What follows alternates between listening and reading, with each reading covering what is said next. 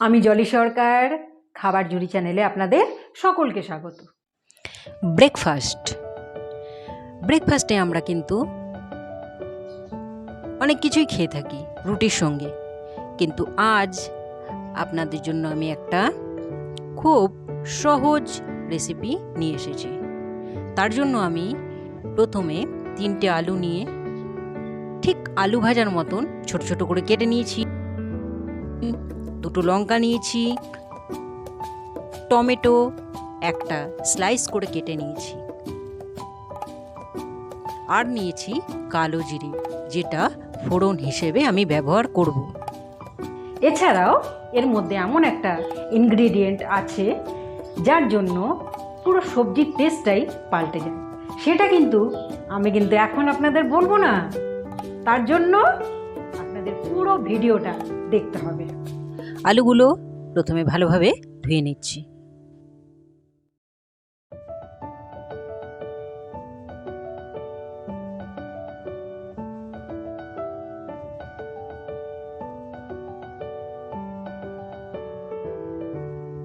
কড়াইয়ে দিয়ে দেব 3 চামচ তেল। তেলটা গরম হলে পরে আমি কালো জিরে ফোড়ন দেব।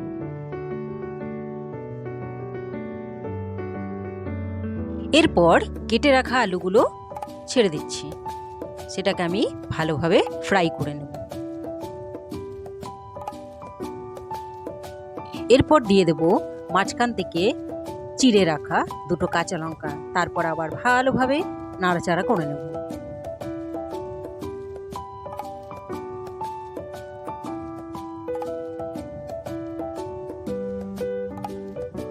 এরপর দিয়ে দেব স্লাইস করে রাখা টমেটোগুলো, তারপর আবার ভালোভাবে নাড়াচাড়া করে নেব।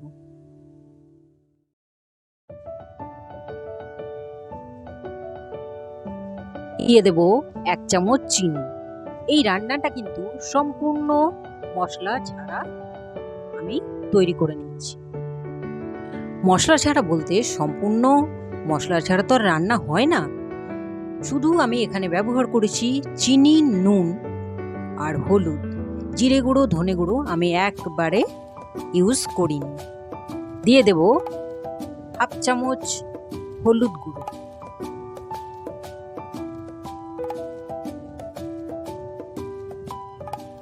টমেটোটা আলুর সাথে ভালোভাবে মিক্স হয়ে গেছে। এরপর আমি দিয়ে দেব 1.5 বাটি মতো জল। তারপর দিয়ে দিচ্ছি 1.5 চামচ নুন।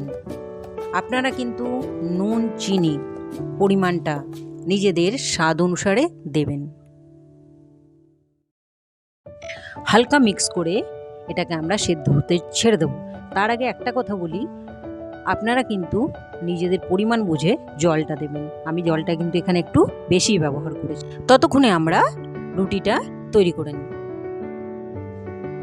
রুটি তৈরি করার জন্য প্রথমে এখানে আমি নিয়ে নিয়েছি 1.5 কাপ মতো আটা, আর নিয়েছি 1/2 চামচ নুন।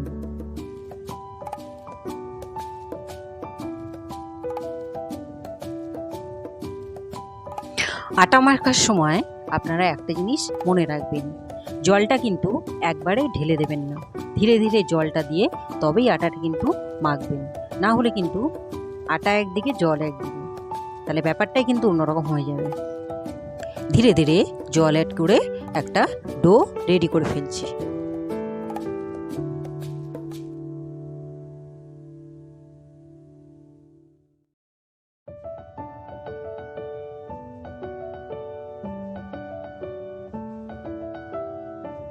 ডোটা কিন্তু আমাদের একদম রেডি। এই ডোটা থেকে আমরা এক এক করে লেচিগুলো তৈরি করে নিচ্ছি। এরপর আমরা এক এক করে রুটিগুলো বেলে নেব। রুটিটা বেলার সময় আমি এখানে কিছু টিপস দিতে চাই। সেটা হলো, রুটিটা যখন আমরা বেলবো তখন আটার পরিমাণটা যেন এমন থাকবে যাতে রুটি বেলার সময় রোলিং বোর্ডে চিপকে না যায়।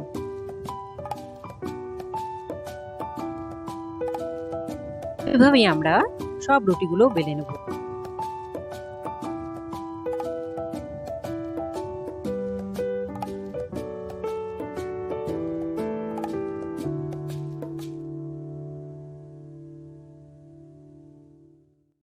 রুটিগুলো বেলা হয়ে গেলে পরে আমি একবার তরকারিটা চেক করে নেব।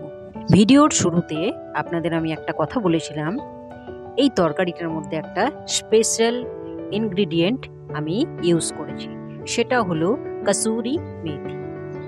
তরকারিটা হয়ে গেছে, আমি কিন্তু কসুরি মেথিটা ওর মধ্যে গার্নিশ করে দিয়েছি।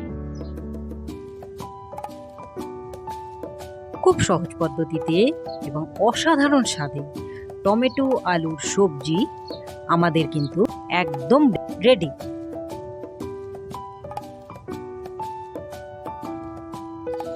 এরপর আমি রুটিগুলো তাওয়াতে দিয়ে কুক করে নিচ্ছি। তাওয়াতে যখন কুক করবেন তখন একটা জিনিস মাথায় রাখবেন, দুটো সাইডই যেন ইকুয়ালভাবে কুক হয়।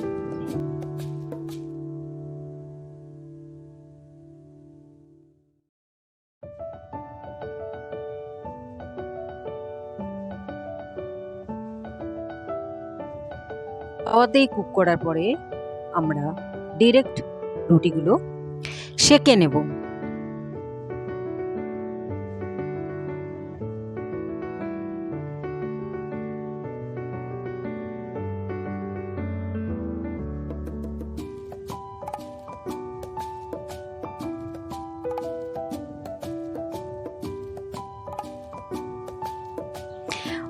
আমাদের মর্নিংয়ের ব্রেকফাস্ট কিন্তু একদম রেডি।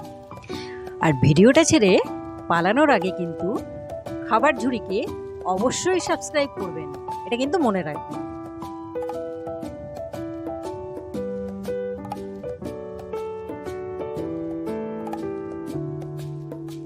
রেসিপিটা আপনাদের কেমন লাগলো কমেন্ট করে অবশ্যই জানাবেন। আর রেসিপিটা কিন্তু ট্রাই করতে একদম ভুলবেন না। সুস্থ থাকুন, ভালো থাকুন, ভালো খান এবং খাবার ঝুড়ির সঙ্গে থাকুন। নমস্কার।